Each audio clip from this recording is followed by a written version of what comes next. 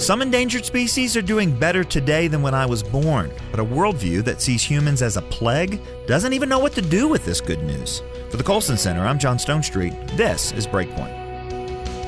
The words endangered species brings to mind fatalistic headlines about animals on the verge of extinction. Landing on the endangered species list is, in the minds of many, as good as a death sentence. Lately, however, endangered species are more often making the news for being removed from the list, not making it. The giant panda, the southern white rhinoceros, the Florida manatee, the grizzly bear, the snow leopard, the gray wolf, the humpback whale, and the bald eagle have all graduated from the endangered species list in recent years thanks to diligent conservation efforts. Other iconic animals are on their way to recovery as well. Late last month, we learned that the California condor, one of the largest and rarest birds in the world, has now reached a population of 1,000. That's up from just 22 birds in the 1980s. And how about them tigers, which have staged maybe the most exciting recovery of all? In 2010, the Indian government committed to double the wild tiger population by 2022. Last week, they announced they're ahead of schedule. An estimated 3,000 tigers now live in India, up by around 1,300 since the goal was set.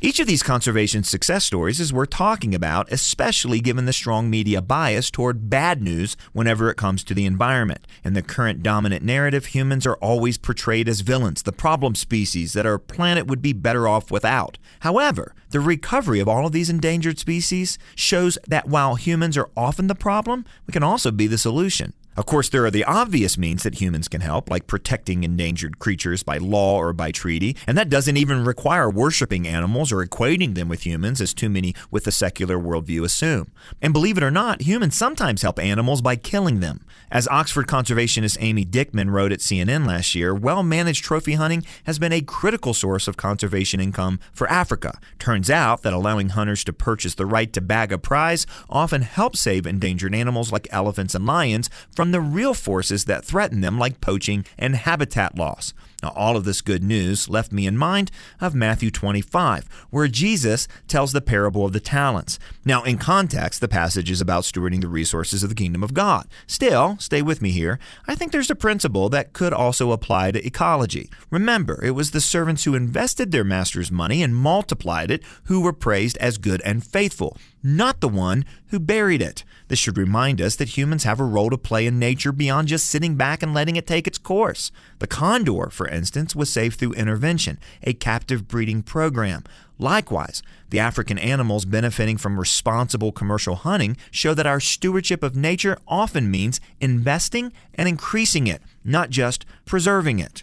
Now, beyond all of this, I'm struck by how poorly our conservation efforts and animal success stories fit within a secular worldview. If humans are just one animal among many, then our impulse to save endangered species and our sense of responsibility for them, well, that doesn't even make any sense. Why should one animal care about others? Some which would eat us if they had the chance. If anything, we're a plague on the planet that would do the most good by just disappearing. In fact, that's what some secular thinkers have actually said out loud. Humans, of course, aren't just another animal.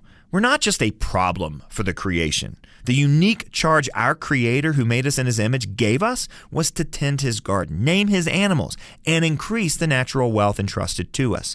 That means we're a pretty important part of the solution as well. Conservation success stories make the most sense within a Christian worldview.